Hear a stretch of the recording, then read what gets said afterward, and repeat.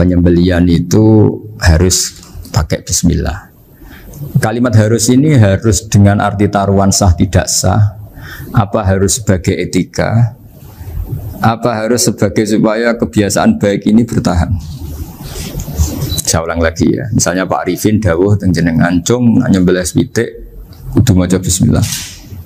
Kalau kamu memotong hewan harus baca bismillah. Kata harus itu apa artinya syarat sah, sehingga kalau tidak baca tidak sah. Apa keharusan dalam makna etikanya harus baca bismillah. Jadi urusannya hanya apa? Etika atau afdoliyah. Atau kita tidak ingin kultur baca bismillah itu hilang, sehingga barang tidak wajib pun kita wajibkan supaya kultur baca bismillah itu tidak hilang.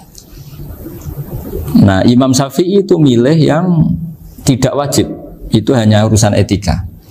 Sehingga zabihatul muslim meskipun nggak baca bismillah, baik secara sengaja maupun lupa tetap halal ya, tetap sah, tetap halal.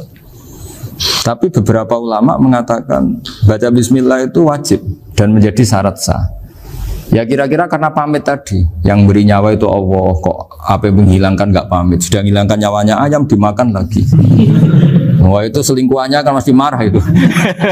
Selingkuhannya, pacarnya, anaknya, cucunya itu kan marah itu. Tapi kalau pamit yang punya kan tidak. Coba kalau ayam cantik yang pas kamu sembelih itu lanangannya kan mangkel itu. Kalau kebetulan sudah tua kan, karep-karepmu kan gitu.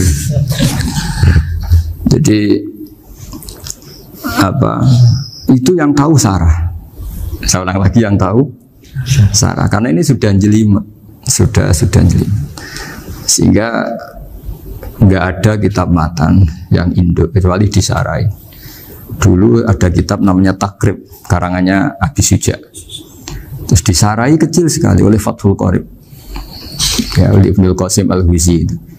Terus disarai lagi oleh Bajuri. Jadinya Bajuri itu sudah sarhun ala sarhin warifin, ya, sudah sarhun ala sarhin, bukan sarhun ala matnin tapi sarhun ala sarhin. Nah, kenapa? Memang kita butuh itu. Saya ulang lagi, kita butuh itu. Nah, kenapa butuh? Ya karena mau tidak mau. Saya ulang lagi, mau tidak mau. Karena matan itu seperti itu. Misalnya matan cerita, yang dikatakan menyembelih itu apa? Ya nyembelih itu ya nyembelih itu memotong hewan. Terus motongnya dari mana? Kalau kamu motong hewan dari mana coba? Dari belakang atau dari depan? Dari mana? Depan misalnya. Pertanyaannya, ketika dari depan itu paling penting terpotong al-hulkum wal mari misalnya. Yang satu majrur to'am, yang satu majrur ruh ya gitu, majrur nafas. Tapi andekan dari belakang gimana? Tapi tetap terpotong. Mulai ribet kan? Kalau kubu sebelah kan enak, pokoknya nggak sunnah Rasul seperti itu, nggak mau debat. Tapi kita tidak, cara berpikir tidak gitu. Ini kan status hukumnya halal apa haram ketika ada orang motong hewan dari belakang. Nah, terus kita berdebat kan, mesti berdebat itu mau dibilang haram, nyatanya memenuhi syarat apa tadi pemotongan, hukumnya kena, amarinya kena. Mau dibilang halal, jangan-jangan pitiknya sudah pingsan, sudah mati karena dogrok-dogrok dari belakang. Nah, itu terus ulama debat, kan mungkin juga, ya kan? Pitiknya sudah setengah kena corona, pingsan terus, ya kan? Sudah pingsan terus digorok. Nah seperti ini mau tidak mau kita harus detail. Detail artinya yang dikatakan menyembelih itu apa? Ya nanti tak bacakan tabir-tabir di Bajuriyah sekaligus ijazah untuk jenengan semua. Saya tadi alhamdulillah ketemu Pak Arifin lama, nantikan panjang lebar tentang pentingnya ilmu. Yang dikatakan menyembelih adalah mematikan hewan yang hidup dengan kaifiyah syariah. Saya ulang lagi, mematikan hewan yang hidup dengan kaifiyah syariah. Nah kalimat hidup ini mulai masalah. Hidup yang apa? Misalnya ada hewan, saya sering kalau ngaji cerita, ada ayam jago ketandang mobil, ketabrak mobil, kejet-kejet. Enggak kamu sembelih pun 1 menit lagi pasti meninggal. Ini kan hanya koordinasi prosedur saja. Karena prosedur ayam mati harus kejet-kejet, enggak boleh enggak langsung peletes mati, enggak boleh. Nah pertanyaannya ketika kejet-kejet ini kamu sembelih, itu halal apa enggak? Wong enggak andekan enggak disembelih juga sudah mati. Artinya enggak penyembelihan ini kan enggak memberi kontribusi pematian, tapi enggak ngefek. Gitu. Makanya terus ada perdebatan. Ada hayatun mustaqirrah, ada hayatun ittiroriyah, ada harokatu masbuh. Itu kalau nggak sarah nggak bisa. Lalu pertanyaan nakalnya begini. Saya itu betul pernah ngalami itu. Wayam jago itu kan mahal, apalagi kalau Bangkok kan. Saya pas jalan-jalan sama anak saya, sama jalan-jalan mau ke pasar itu di pertolongan dua rumah. Gus sih halal tuh orang, kadang tanya orang awam, halal kata saya. Gitu. Padahal andai kan dari disembelih ya pasti mati. Suatu saat ada yang mengkonfirmasi lagi. Saya bilang kalau kiai ya tidak pantas makan ayam gitu, tapi kalau kamu tidak kiai ya pantas saja. Daripada rata halal lo geremeng eman kan ribet. Nah sebetulnya itu dalam mazhab Syafi'i itu tidak halal karena dia sudah tidak punya hayatun mustaqirrah. Karena tadi setengah menit lagi atau 1 menit lagi pasti mati. Kan dia belum mati karena koordinasi Israel saja tetap yang nyambil itu. Tetap kan nggak segampang itu kan, tetap prosedur apa? Jalankan SOP. SOP-nya harus ada. Nggak boleh mati selonang-selonang itu, nggak boleh. Tetap ada SOP kata Pak Arifin ada SOP.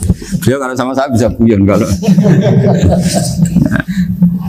Nah, tapi misalnya nanti pertanyaan, tapi dalam mazhab Maliki itu diabaikan. Hayat mustaqirrah, hayat ittiroriyah, hayat itu diabaikan. Cara berpikir Imam Malik lebih matematis. Kalau nggak disembelih itu matinya berapa menit? 1 menit lagi. Gara-gara disembelih dia mati sekarang. Berarti eksekutornya ya peso itu. Ya berarti peso itu memenuhi kriteria mematikan sesuatu yang masih hidup, hewan yang hidup dengan cara syar'i. Jadi andai kan ada rapat malaikat, matinya karena apa coba? Karena peso apa karena kecelakaan? Karena peso. Ya kan? Ya. Karena kalau nggak tanpa peso nunggu 1 menit, gara-gara disembelih langsung terjadi sekarang. Nah karena hukum halal ini yang menarik dan menguntungkan. Di bab ini orang jadi Malikiyah semua. Mana maksudnya ya? Jadi kita ini sebetulnya Syafi'i pecundang gitu. Syafi'i partai politik. Jadi kalau sedang tidak menguntungkan ya kata siapa kita Syafi'i banget. Tidak juga itu. Ya, jadi karena tadi ya kalau pada level perdebatan ulama itu ada tadi ya, ada seperti itu, ada hayatun mustaqirrah, ada hayatun ittiroriyah, ada harokatul masbuh. Jadi tak baca ya supaya dapat barokahnya ulama ya. Jadi tak baca redaksinya ini di halaman, terus kitab ini saya tinggal sebagai amal saya, keluarga saya, sebagai penghormatan saya sama Habib Ali, Habib Qures, Habib Hussein semuanya, Pak Arifin dan Bismillahirrahmanirrahim. Wa'alam, ini halaman 562, ikutnya bab kita Abu Ahkami Sayyidi wa Dzabai. Ya, jadi nanti yang mungkin kalau beda halaman cari di babnya kalau beda halaman cari di babnya. Karena kadang beda halaman warifnya. Kalau cetakan sekarang enggak. Iya, kadang beda juz pun. Kayak Ikhya sekarang tuh sampai 6 juz. Zaman kita ngaji kan 4 ya. Sekarang ada yang 6, ada yang ribet cetakan sekarang ya. Di atas ada 10. Satu Ikhya itu. Hurufnya dibesarin. Ikhya biasa. Iya, ada yang sama. Karena ngerti ya, zaman akhir paling sudah agak buta huruf. Saya tuh dulu punya guru terakhum sudah sepuh. Itu baca gini nggak bisa, Pak. Jadi kalau di kelas harus dituliskan pakai spidol. Mulang Minhajul Abidin. Sudah sepuh sekali. Kalau ngajar itu nggak bisa jalan, udah pakai beca. Itu yang nulis agak kurang ajar. Nulis CDE binti pebar. Jadi kadang itu apa itu? Beliau masih semangat, tulisannya habis. Lo kok sentek cuma. Terus ya wes ya. Jadi nulisnya di HVS baru dulu. Ya cepat selesai. Iya. Nah kalau beliau pakai kitab sudah enggak berso itu. Anak-anak wah nulisnya sidik benang ber. Ribet. Saya ulang lagi ya. Jadi yang mau saya baca tadi itu logika fikih ya. Fikih itu berpikir ya. Di mana-mana namanya menyembelih itu apa? Dari hidup dimatikan dengan kaifiyah syariah. Kaifiyah syariah ini tidak boleh kamu nyontohkan harus disembelih, keliru juga. Karena untuk hewan yang berat atau hewan liar cukup dipanah asal ma'an harodama yang bisa ngalirkan apa? Darah. Jadi makanya saya umumkan bikaifiyatin syariah Pak Arifin kan tidak harus motong kan bentuknya. Kalau hewan liar kan atau sapi kurban liar kan, sapi kurban ucul liar kan boleh dipanah, boleh macam-macam.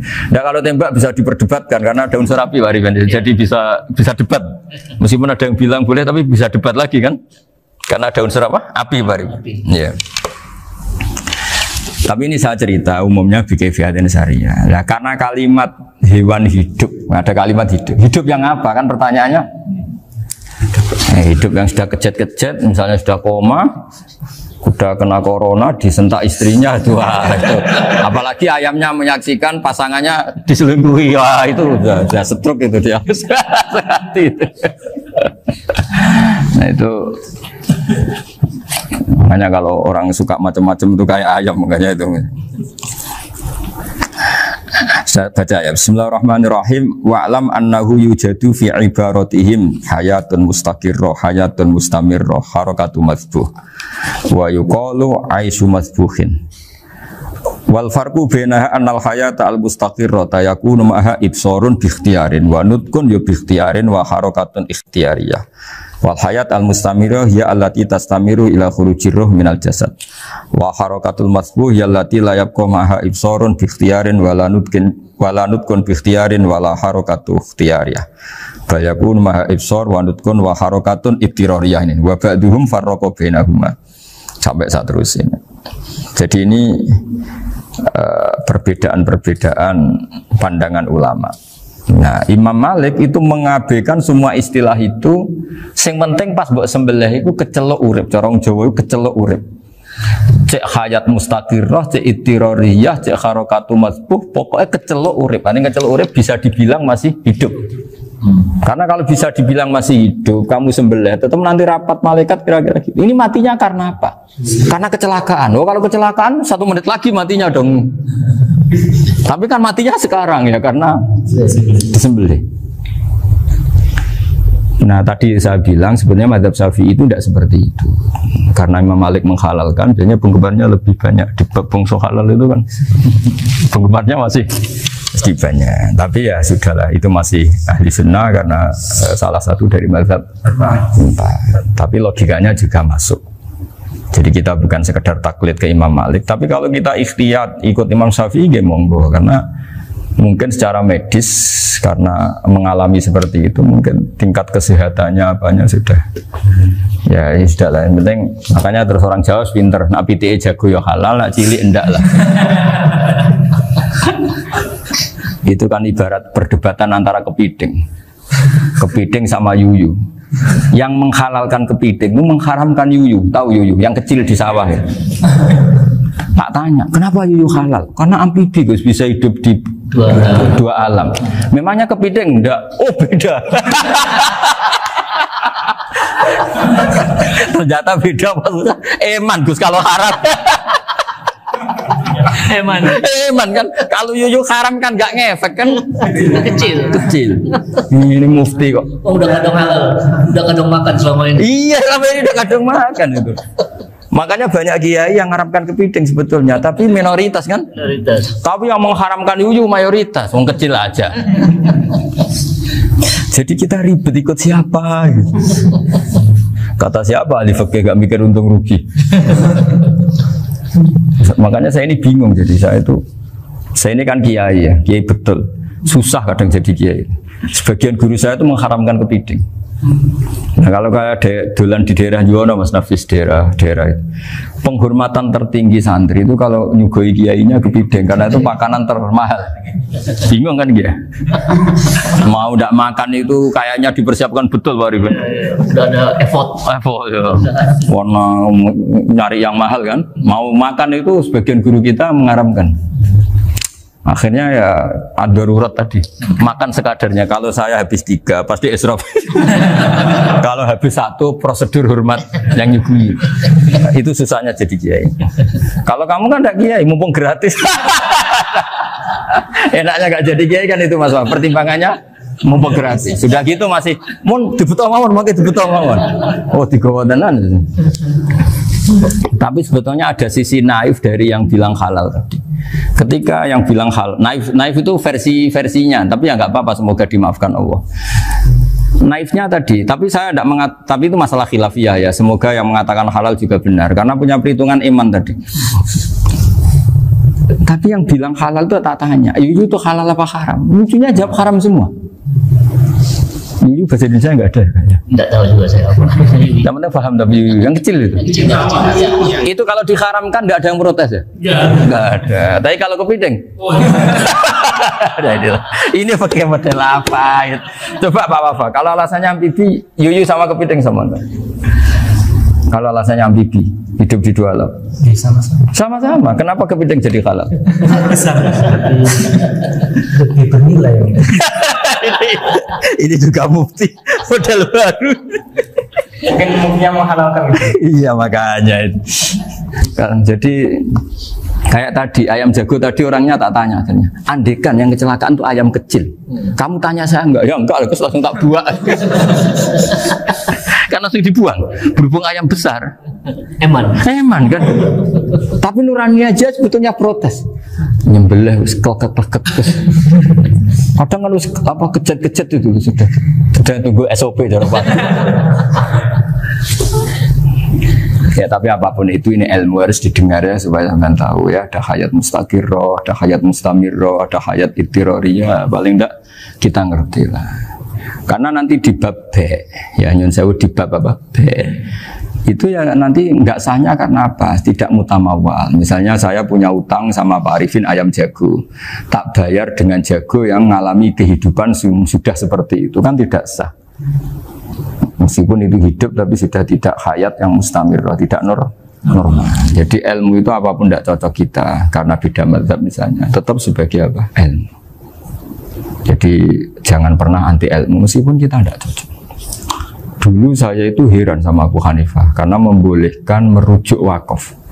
Wakaf itu kan nggak boleh ditarik kembali dalam mazhab Syafi'i dan hampir semua ulama bilang gitu. Tapi kalau kata Abu Hanifah, jika nazir yang nerima itu tidak sesuai rencana kita, keinginan kita, itu boleh narik kembali. Fa innal waqfa atiyatun mahdhah, kata beliau. Wakaf itu ya pemberian normal saja. Suatu saat ada peristiwa gini Pak Arifin, ya, ada orang kaya raya mewakafkan tanah itu senilai kalau nggak salah itu 60 miliar. Singkat cerita beliau bermain apa gitu, bisnis apa itu bangkrut. Kemudian itu belum disertifikatkan wakaf. Kemudian nggak ada yang disawang coro Jawa, nggak ada yang dilihat, terus mau dibeli sama nyuwun sewu sampai yang mau beli yang mampu itu non muslim. Singkat cerita ada orang kaya muslim yang mau beli itu tapi ada problem karena itu wakaf. Tapi kalau nggak dibeli itu malah dibeli non muslim. Tanya saya, akhirnya saya jawab nggak apa-apa dibeli saja, ikuti mazhab Abu Hanifah. Karena kalau mazhab Syafi'i itu nggak sah semua pembeliannya. Tapi apa artinya mazhab kalau kita berpikir nggak sah tapi yang jual melakukan? Nah itu yang nggak dipikirkan oleh orang-orang fikih yang di Menara Gading. Apa gunanya kita bilang nggak sah, tapi yang punya tanah tadi tetap menjual. Karena tidak mengindahkan hukum itu, mau apa? Makanya saya bilang nggak kiai tentang Gus itu nggak ada kaulnya dalam mazhab Syafi'i. Saya bilang kamu mengharamkan itu tidak ada gunanya karena itu tetap dilakukan. Jadi kita pertimbangannya tidak itu, daripada dikuasai situ mendingan kita. Betul. Nah itu sisi-sisi fikih. Makanya ini kita ngaji fikih tidak segampang itu memberi fatwa karena pertimbangannya banyak Pak. Dari hitam putih. Dari hitam putih gitu maksud saya, ini cerita. Jadi nanti kamu ngerti. Jadi mau apa coba? Itu kan ibarat gini. Hukumnya kita ngajar perempuan itu masalah sebetulnya secara karena itu ajnabiyah. Tapi fikih mentoleransi li ajli ta'lim, karena untuk belajar enggak apa-apa. Kalau sudah jadi fakta itu ribet. Dia maunya belajar sama kamu dan sekali kamu tidak mau belajar ke yang lain yang potensi menyesatkan. Jadi fikihnya bukan masalah nazar lagi, sudah penyelamatan. Ribet kan kalau sudah begitu. Saya punya kenangan yang menurut saya itu harus jadi trauma. Siapapun harus jadi trauma. Ini cerita sedikit. Ini masih ngaji fikih, pertimbangan. Ada orang itu sangat khusyuk, sangat khusyuknya di rumahnya Pak Wafa itu nggak ada TV, nggak ada motor, nggak ada apa saja. Ketika anaknya berkembang agak dewasa, itu pertama naik motor, itu ya utang jasa sama kawan-kawannya. Pertama dia ngelihat nikmati TV ya dari kawan-kawannya, corong Jawa, mbek tanggane lah. Padahal orang tuanya ini protektif justru karena banyak tanggane sing nggak pati Islami lah. Ya mereka orang Islam tapi ya nggak sholat, nggak apa. Singkat cerita orang tuanya ini datang ke rumah sana nangis, nangis Gus, sekarang saya ikrar bahwa mazhab Abah jenengan Kiai Nur Salim, bapak saya itu mazhab jenengan itu lebih hebat timbang mazhab kula. Nangis dia. Dulu saya itu agak menyalahkan Kiai Nur Salim jenengan karena longgar di rumah ada TV, ada motor. Terus dia cerita. Nah karena anaknya ini pertama bisa naik motor, untuk anak ABG ini kan jasa yang luar biasa. Karena dia butuh sekali bisa naik motor dipinjemin. Akhirnya walhasil anaknya ini yang saya merantau ke Jakarta kemana? Akhirnya lam yusolli wa lam yasum. Padahal anaknya ya kiai kamu. Terus tak ceritanya. Terus akhirnya dia tanya, kenapa sih Gus jenengan sama Abah kok longgar gitu sama anak? Terus tak ceritanya gini Pak Arifin. Menurut ilmu al-insan abdul ihsan, manusia itu budaknya kebaikan. Karena utang jasanya sama anak ini, ya dia akan ainut anak ini. Sementara kenangannya mbak jenengan mbok amui. Tidak boleh. Dia baru ngakui ya Gus saya itu nyun sewu hanya khusyuk tapi kurang ilmu. Tadi dia hanya berdasar khusyuk. Bocah kok main TV kan pikirannya hanya gitu. Ini cerita ilmu, saya bukan menjustifikasi manapun, ini kan cerita ilmu Pak Arifin ya. Jadi semuanya itu ada hitung-hitungannya. Coba kalau kita terlalu stagnant be anak pertama naik motor jasanya orang nggak sholat ya, pertama roh TV jasanya orang nggak sholat. Coba terikatnya anak ini sama kita apa sama orang itu? Sama orang itu. Bayangkan kalau umur ABG, kalau umur sak pari pun Pak Wafa ini nafsu astagfirullah kan. Gue cop tua nome orang. Gaya tok, bareng tua udah khusus gue gaya tok. Aslinya namanya bodoh. Ya saya sama semua. Cuma saya akan lebih jujur dari biasa. Jadi orang itu harus ngitung gitu. Itu kenapa Mbah Mun tuh kayak alim alama. Setahu saya dalamnya ada TV. Putra-putra ini lihat TV. Meskipun kita tidak mungkiri negatifnya TV, kita nggak mungkiri Pak Arifin ya. Tapi tadi ketika anak-anak ABG itu pertama lihat TV jasanya tonggoni. Kalau kebetulan tanggane wong soleh nggak masalah ya. Kalau enggak, itu nangis ke rumah saya itu. Nyesel dia. Tapi saya bilang gini, ini jenengan tiang soleh, mesti anak jenengan suatu saat kembali. Coba pola jenengan harus rubah. Ini hebatnya Nabi. Ketika Sayyidah Aisyah masih kecil, minta diperlihatkan Li'bul Habasyah. Itu diturutin kan wasyir itu. Kayak apa Nabi? Karena kalau nggak diturutin, pasti Sayyidah Aisyah akan ngidolakan mainan yang lain yang di luaran sana malah. Itu karena Nabi punya kearifan tadi. Jadi ini kan ilmu, lagi-lagi ilmu. Jadi yang semua itu harus dibaca dengan ilmu. Makanya kata Nabi, ad-dunya mal'unatun mal'unun fiha illa dzikrawah wa ma'alahu aw aliman aw muta'alliman.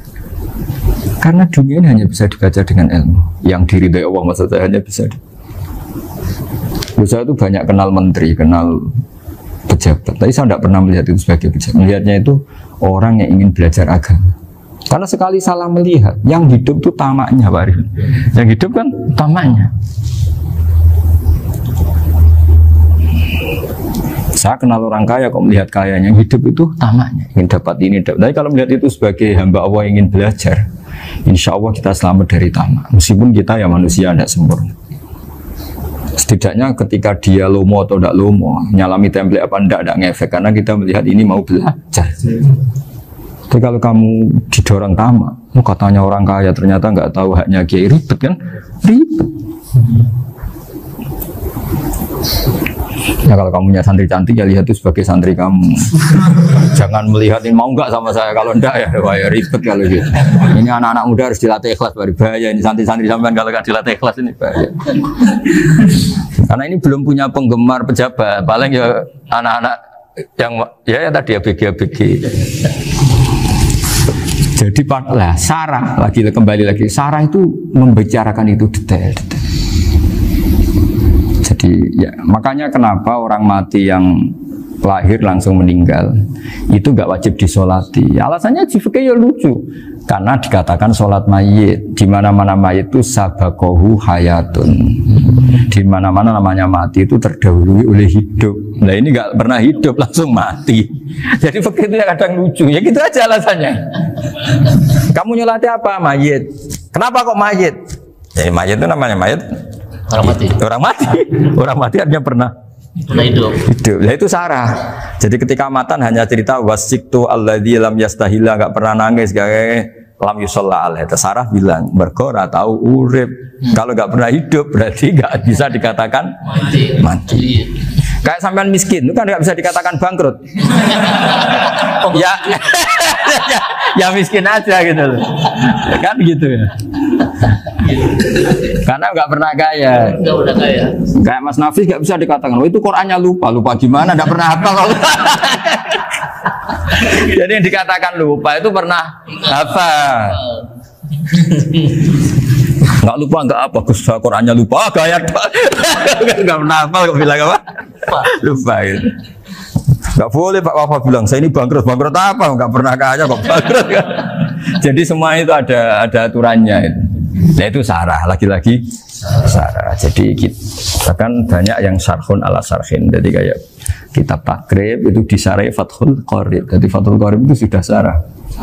Disarai lagi Bajuri. Nah, itu termasuk cerita itu ya. Cerita-cerita. Bismillahirrahmanirrahim. Ya, wa yakunu qad dzukira daf'atan wahidatan la fi daf'ataini izlam tujad al hayat al mustaqira inda daf'atis saniyah amma idza wujidat al hayat al mustaqira daf'as saniyah fayakhilu al masbuhu aidan fasartu wujudul hayat al mustaqira fi ibtida'il wati akhir marrah wa makharu dzalika inda tulil fasli wa illa fala rafa'a sikina wa ada fawran aw alqaha liqawniyaka latan wa akhudha ghairaha fawran aw saqatat minhu wa akhudha ghairaha halan aw qallaba wa qata abiyama bagi hal al masbuh. Jadi ini masalah Sarah. Sarah itu sudah detail. Misalnya gini, kamu motong ayam. Motong ayam harus sekaligus shred jadi. Jangan sampai nyuwun sewu 2 kali. Jangan-jangan misalnya gini, ayam tak potong pas ke kiri separuh.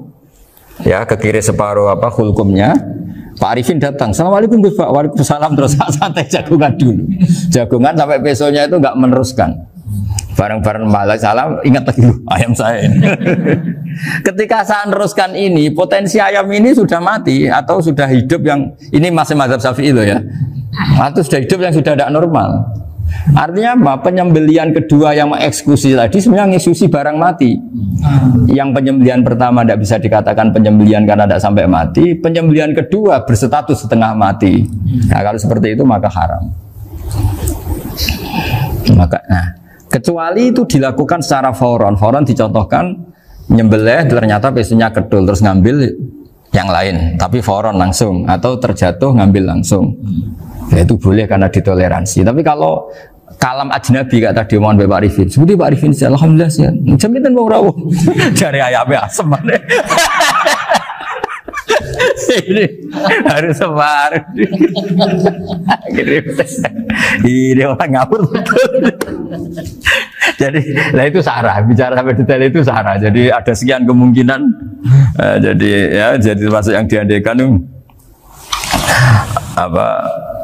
Nah, hayat mustaqirah itu batasnya yakunu maha ibsorun bikhtiarin wa nutkun bikhtiarin wa harokatun ikhtiyariyah. Hayat mustaqirah itu kalau dia betok-betok itu ya karena karepnya. Maksudnya gini, gamane cara roh pitik wedok engkek yo cek karepe dhewe. Cara dia melihat peso itu karepe ya masih lari. Jadi misalnya ada ayam. Ayam kita sembelih baru luka sedikit.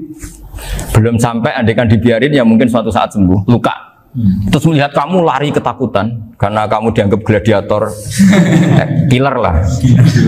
Nah itu berarti punya hayat mustaqirah. Tapi sudah kalau kamu sembelih karek ngeriwit, roh kue serawedi, ya kan? Mau demo ya sudah nggak berkutik, ya dia berarti tidak punya hayat mustaqirah. Gitu. Ya batasannya itu Joro. Nah. Dalam mazhab Syafi'i, syarat sahnya penyembelihan harus hewan itu punya hayat mustaqirah. Nah ini Sarah ya, jadi Sarah itu lebih jelimet. Nah makanya kenapa tidak boleh nyembelih pakai yang tumpul Mas Nafis? Takutnya ayamnya itu ngalami dohtoh, waktu kok ditekek. Misalnya sama nyembelih pakai peso tumpul. Ini kini ketekek ambek takut. Kan dia misalnya ayamnya jantungan, roh peso wis setruk kan, udah gitu ketekek. Nah itu mati dulu pasti itu. Siksa. Jadi pas diongok-ongok dia sudah mati. Jadi nanti kalau di akhirat, sepertinya saya sudah mati loh, ngawur. Wah apalagi nganggo keris naga sosro, wah itu sudah gereng sakti kan diginikin tok sudah mati kan. Makanya bahaya nyembelih pakai keris-keris sakti karena sebelum terpotong sudah mati saking saksinya apa? Keris itu misalnya gitu. Baru nempel. Makanya nanti suatu saat ada pertanyaan ini, boleh enggak nyembelih ayam orang yang rainya itu sangat? Wah itu haram, kena. Oh itu mesti mati dulu. Kumisen tatonan apa? Ya betul. Iya kayak algojo. Ayamnya jenis apa? Stroke ya? Jenis penakut. Pas mau disembelih tidak mati. Jadi hati-hati ya nyembelih ayam. Jadi kalau orang kampung Pak Arifin ya, orang kampung mudin kampung. Mungkin kalau orang kota sudah nyuwun sewu gak peduli. Kalau orang kampung itu apa itu Pak Arifin? Kalau nyembelih jago itu sampai apa itu? Ilatnya dikeluarin dulu. Oh iya. Apa ya? Iya karena takutnya katanya beberapa yang kaget itu kelek apa? Ketelan. Iya ketelan ya. Ya. Itu ya ada kearifan gitu, tapi ya terlalu ya menyiksa ayam. Tapi memang potensi katanya Pak Arif. Katanya yang ahli-ahli itu ya. Jadi kalau dia jago ya mau disembelih, saking takutnya itu. Kalau orang Jawa kalau takut kan yang ngelek itu ya. Orang Jawa loh ya. Itu kalau orang takut kan kadang apa kayak. Nah ayam itu nak ketakut. Kadang ininya terus apa? Lidahnya masuk. Akhirnya pas disembelih ini nggak kena. Nah, makanya terus banyak mudin yang punya ikhtiar tadi. Pernah lihat Pak yang ayam jago itu ilatnya ya itu ya tidak wajib cuma tidak bisa kita salahkan. Tapi kata penyembelih yang lain tak tanya. Eksekutor yang lain, pokoknya rodok dipenegus. Iku seraiso. Saya belum pernah nyembelih ayam karena ini kan selain nggak profesi saya juga nggak mentolonan saya. Tapi ini beberapa kefiah yang penting kita tahu ilmunya. Yang paling pokok itu qatul khulqum wal mari. Ya kira-kira dalan sing digo nafas sama digo makanan tadi. Ya tapi itu tadi caranya semua itu harus apa tadi mengalami atau masih punya hayatun mustaqirah. Nah, takutnya dalam konteks nyembelih yang apa tadi? Saya bilang separuh tadi. Itu jamnya normal enggak itu sudah jam 11 ini? Jam 10. Oh jam mati almarhum itu. Itu enggak halal disembelih itu sudah maitah ya. 10.14 kan. Iya. Ya makanya saya bingung ya jam. Ya jadi itu Pak Wafa ya pentingnya sarah itu seperti itu. Matan itu kan asal nyembelih saja, tapi di sarah diterangkan jangan hanya nyembelih, yang disembelih harus ada hayatun mustaqirah karena dikatakan penyembelihan adalah menghilangkan nyawa dengan cara yang syar'i. Nah, kalau nyawanya saja sudah hilang bukan nyembelih gitu. Nah potensi itu ada ketika jago kamu sembelih pakai yang tumpul. Ini ada dokhtoh. Loh hewan itu juga kayak manusia loh karena punya hati. Ketika takut saja mati. Nah takutnya ulama kan ini ngalami dokhtoh. Kayak orang ditekek kan mati kan. Ditekek kaget. Contoh gampang gini. Orang ditekek perempuan kemungkinan mati itu kecil. Karena murni hanya ngalami pernafasan. Tapi nak ditekek wong gagah tatonan kan terus dua reaksi tubuh. Takut sama gak bisa bernafas. Itu kan lebih cepat apa? Mati. Kira-kira kan gitu. Lah ini sudah takut dongok-dongok itu kan nyiksa. Saya sering ketemu orang yang ahli nyari ular, nyari apa. Itu ya gitu. Filosofinya sama seperti orang perang. Harus bikin takut. Iku kewan Gus nak disewentak, iku telelekan, jadi telelekan itu apa Pak Anda bicara bahasa Batawi ini? Orang kaget terus terpaku itu. Teorinya Khalid bin Walid kan gitu. Kalau perang supaya musuh takut. Kamu tahu kami siapa? Ayat ji'na biqaumin yuhibbunal mauta kama tuhibbunal hayat. Kita ini bawa pasukan yang mereka mencintai mati kayak kalian mencintai hidup. Pasukan kami ini wah darwis, berani modar ya wis gitu. Kira-kira gitu kalau bahasa Jawa itu. Kita mati. Berani mati. Dan mati. Akhirnya musuhnya kan nah, di antara syaratnya perang kan gitu, harus bikin musuh itu takut, gemeter. Bentar. Nah istilah lelekan itu gampang gitu loh. Lelekan itu pokoknya tadi loh Arifin, kepaku tadi. Nah agak berkutik. Paham ya? Nah jangan-jangan ayam yang kita sembelih mau wis wedi dongo-dongo mati duluan gitu. Nah makanya terus kata musannaf kalau bisa itu wa yakunu madzukira bidafatin wahidah. Kalau itu usahakan sekali jadi. Tapi itu bukan berarti syarat sahnya harus sekali jadi. Kira-kira karena tadi nggak kebayangkan kalau baru separuh tak. Assalamualaikum Gus Pak. Waalaikumsalam Pak Arifin. Seperti kabarnya. Baru itu terus ingat diteruskan lagi. Kemungkinan ini sudah mati apa? Nah makanya ya tapi lagi-lagi ini sarah ya tak baca bismillahirrahmanirrahim wa yakunu qad umadzukira daf'atan wahidatan la fi daf'ataini fa innahu yahrumul masbuh hina itu. Kalau 2 kali, tapi 2 kali maksudnya yang 1 kali ini mengakibatkan kematian. Dikatakan penyembelian belum sempurna, dikatakan hidup toh nanti pasti mati, berarti tidak mengalami hayatun mustaqirrah. Paham ya? Jadi ini semoga dapat barokah dari para ulama. Jadi saya mohon nanti Pak Wafa, Pak Muntaha, teman-teman jangan hanya baca matan ya, pada level alim itu harus baca syarah karena matan itu nyuwun sewu tidak cukup untuk menjawab sekian kemungkinan. Nah syarah itu sono fardul masalah. Ya Pak Arifin ya mengandekan masalah meskipun belum terjadi ya pengandaian sehingga nanti kalau terjadi kalau militer itu apa? A, B ya? Alternatif gimana? Kalau strategi itu kan ada sekian A, B, C. Kalau A gagal, B sudah siap. B sudah siap, oh militer. Jadi kalau masuk surga pintu 1 nggak bisa, itu kedua. Lewat teras justru. Ini sembrono. Bagi Al-Fatihah.